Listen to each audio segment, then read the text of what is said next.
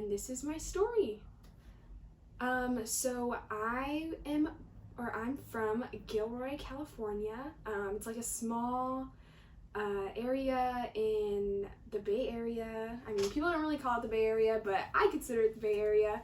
Very much farm life, just your normal small town, kind of like in the movies.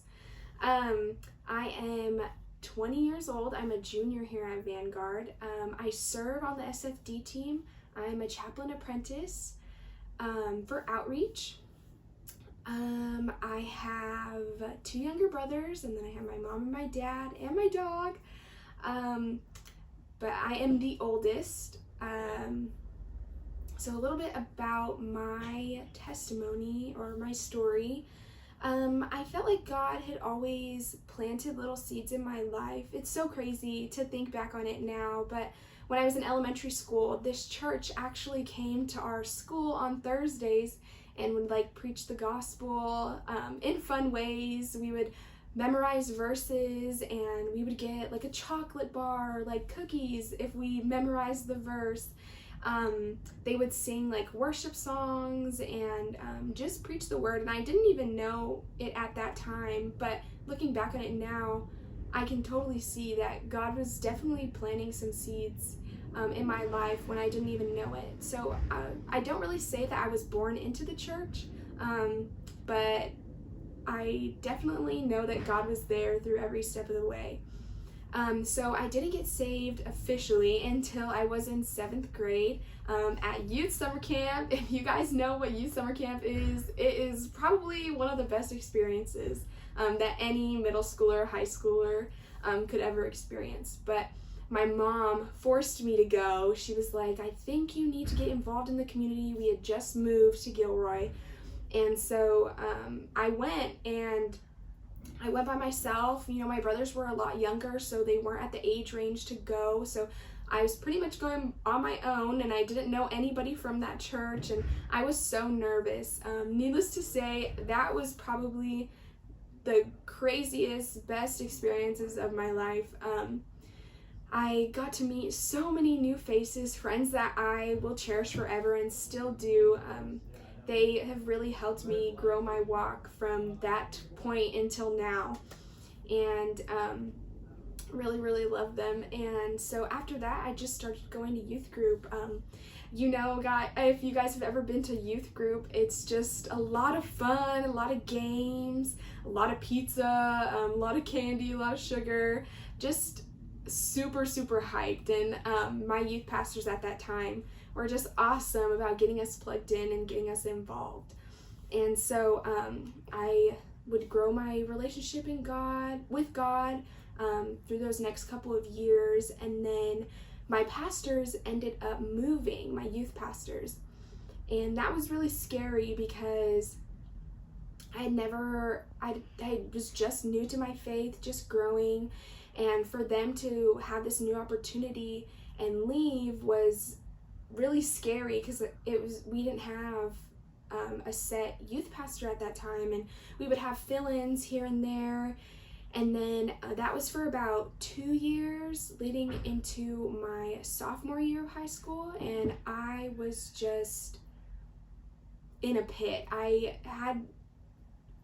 It was super scary, not having those youth pastors there because they had loved on me for so long, and just seeing them leave was really hard. And at a crucial point in my life, sophomore year of high school, I don't know if anyone has ever gone through sophomore year depression or just the pressure that sophomore year kind of brings on. I definitely felt that to the 10th power. I definitely faced a lot of trials with friendships. I didn't know who my friends were, what real friends were, what real Christian friends were, or friends that had a foundation. So it was really, really hard for me to figure out where I was going and trying to figure out what I'm going to do with the rest of my life, because that's what people are telling you. You know, you need to find out what your major is, what you're going to do after high school. And so that was just really scary. I really wasn't leaning on God. I was fighting with my parents a lot. It was just not fun. And so I had stopped going to youth group, and I was just lost. I was lost. I was following what culture was following. And then I was so depressed and so deep in this pit of just hurt and pain, and just feeling like I wasn't worthy of any friend or anything for that matter. And I just came to this very, very dark place where I was like, all right, like something needs to happen. Like I need something. Nothing was filling me. I was watching TV to try to fill me. I was talking to friends that weren't real great quality friends to try to fill me. I was trying to get the approval of people and trying to build friendships with people who didn't have like a solid foundation. And I came to the point in my life where I was like, okay, like I don't know what else to do. I felt so broken, so worthless. And then I just had this moment with God, and I was like, all right, like if you are real and if you are here, then help me, get me out of this pit, give me quality, godly friends that are gonna lead me and be with me by my side. And in that, God showed me that I am worth it, and that even though I won't have that many quality friends here on earth, that He is going to be my ultimate friend, and that He's going to be my best friend when nobody else is around. And knowing that and really trusting in that helped me, or He actually like just blessed me with quality godly friends that I can call my forever friends. He just really wanted me to know, I think during that season, that He was going to be there through every step of the way, and He wasn't far away just watching me fail. He was right beside me, right in front of me, right behind me, through it all around me. And that's something that I look back on and I really, really appreciate for that season. Didn't matter how hard it was, He really got me through it. And after that, I had gone back to youth group, and I really just cried out to my pastors and was like, I need help. Like I feel lost ultimately.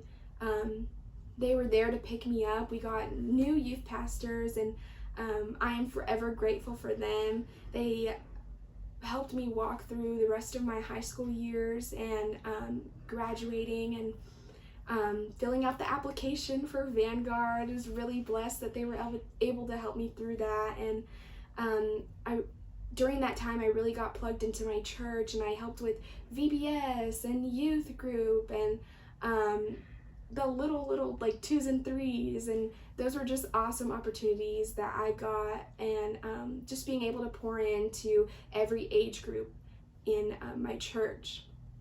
And so after that, I had my senior year of high school, I had planned to go to Vanguard. I saw one girl from my church go to Vanguard, and I followed her on Instagram, and I was just in awe of what Vanguard was about. I knew that I wanted to go to a Christian university, but I just didn't know what that looked like. So following her on Instagram and seeing everything that she had done, and how she was involved on the worship team, and how they would have fun events like Mr. and Mrs. VU and Mock Rock coming up soon, and what's another one? Humans versus Zombies, and just like incredible worship nights, our Shine nights. And so seeing that, I was like, oh my gosh, that is so awesome. Like, I didn't know you could go to school and learn about Jesus and worship Jesus. Like, how crazy is that? And so I applied and I got accepted, and I was so nervous about coming here and I was like, am I doing the right thing? It was a lot of prayer and a lot of talking with my parents and trying to convince them that this was the right fit for me, and I knew God had planted me here. And when my mom and I toured, she said this to me, and it really gave me peace and was just reassurance that like they were okay with me coming. She was like, as soon as we stepped on this campus, I knew that God had a plan for you, and I felt at peace.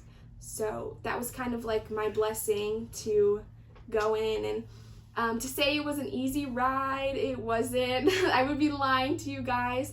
There were a lot of tears, a lot of homesickness, a lot of trying to build friendships after I just had built friendships all through high school. You kind of have to start over, especially if you're far away or farther away.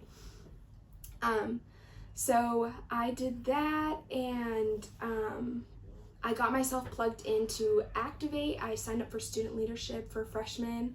Shout out to Activate and all my leaders, Isaac and Maddie.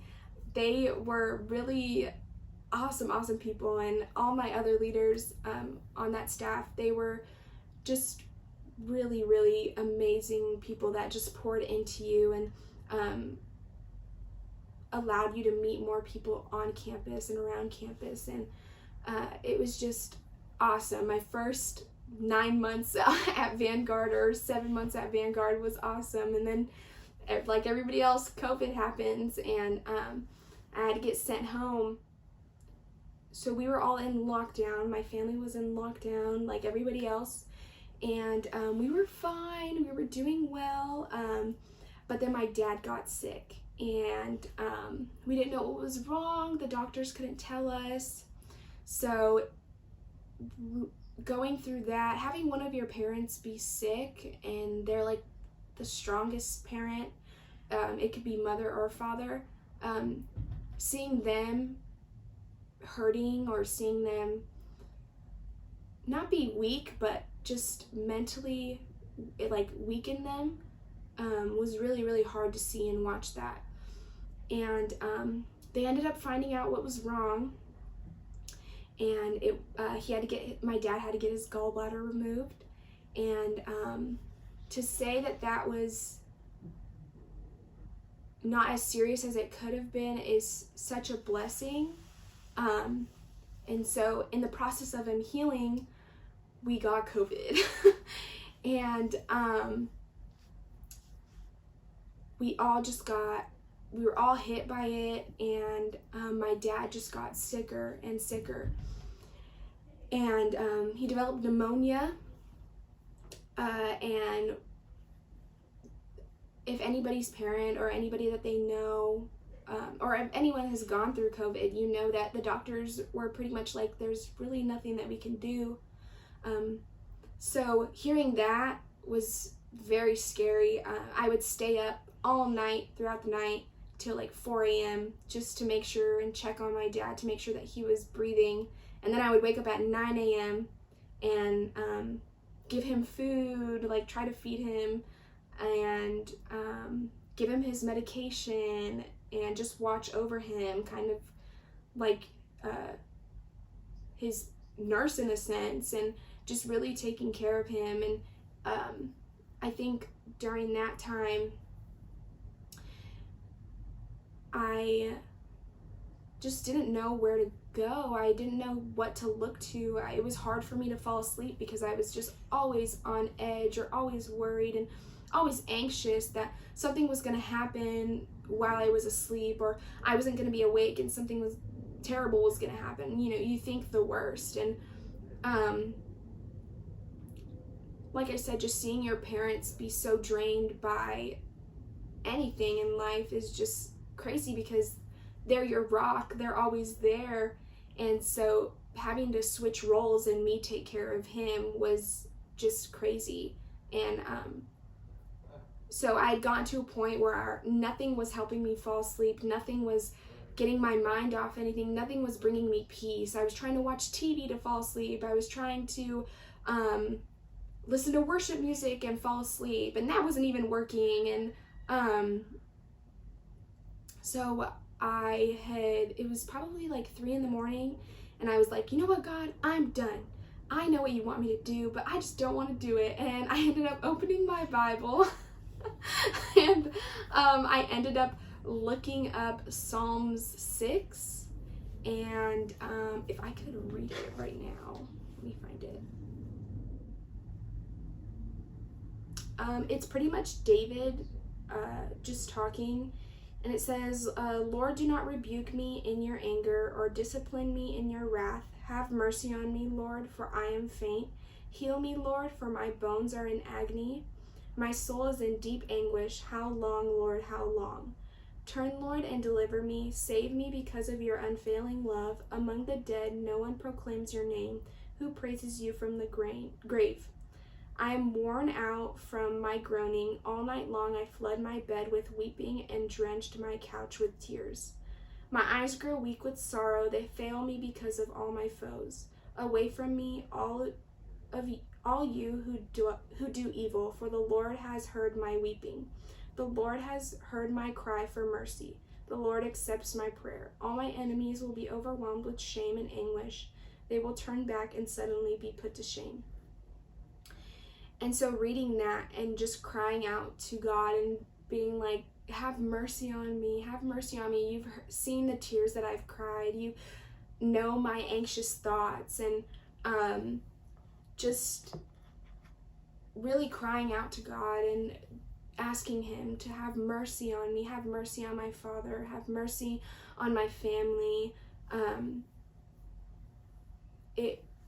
That prayer, and I can think about it today, like I can remember where I was, and I was literally on my knees. I'd never gone on my knees, like even in chapel or anything like that, or in church. I had never fell to my knees, and that night I did, and I was just so desperate for peace, or to know that God was going to be there and that God was going to help me through it. And after that, I felt like it was just a breakthrough of vulnerability where I didn't have to be this good Christian or this okay Christian to God.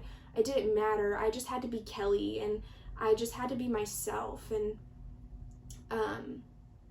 show my true self to him. And that's all he wants. He just wants our true self. And we don't have to put up this wall or this expectation to be this perfect person when we come to him. All we can do is be our real and true selves, because that's who he created us to be. And knowing that and really feeling that and feeling that love was just definitely a breakthrough and just a learning point for me. And so after that, I would read that psalm. I read Psalm 91, the iconic psalm, and I would just read those and pray those over my dad as he was sleeping.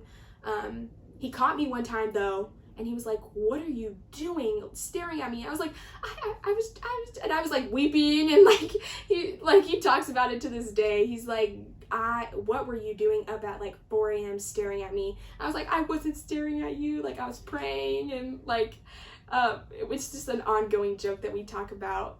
But yeah, so after that, I feel like God just gave me so much more peace about the situation, and I felt like he just told me, like, everything's gonna be okay, like you guys are gonna get through this. And long story short, we did. My dad ended up getting well, and my family, nobody had any like crazy serious symptoms, which was such a blessing. And it was just, I am like speechless about how we didn't have to go to the hospital, or we didn't have to be in the hospital for weeks and for days and for months. And I'm very grateful for that and for that situation, because some people don't get lucky like that. And not saying that I prayed the right prayers or prayed the most, and that's not the case. am just so grateful and just speechless at what God did through that, and like all glory goes back to him. And so after that was just summertime, and really moving forward and healing from the trauma that we had from getting COVID, and just trying to finish, I was trying to finish out my sophomore year doing all that and dealing with all of that. And I'm pretty sure some people who are watching this were going through similar struggles, or even worse struggles, because nobody really talks about those struggles that we face while we're going through school, like, or we don't really think about how we have a personal life behind our schoolwork or our academics. Like, a lot of us are struggling with things that people don't even know about, maybe not even our closest friends. And I just wanted to encourage you guys to talk to somebody about that, and talk to the one who could only heal us, and that's that guy upstairs. That's Jesus, that's God. He will give you the peace and the fulfillment that you need, and that's my encouragement. And if I hadn't gone through that, I don't think my faith would be where it's at. My trust for God wouldn't be where it's at. He really opened the doors for me to be a lot more vulnerable with him, and really just said, come to me and I will give you rest. And once I let go and finally did that, everything has changed. I'm able to love, because of the love that he gives me, the unconditional love that he gives me, I'm able to give that to others. And I'm not perfect. I definitely make mistakes all the time. I fall short all the time. But my main goal is just to love on others and really have people there for, really be there for people and be an encouragement for people. And yeah, that's just part of my story. And I thank you guys so much for listening. And if you guys have ever related to my story, or have anything you would like to share with me, or have me coffee together or anything like that, please let me know. I'm always here. And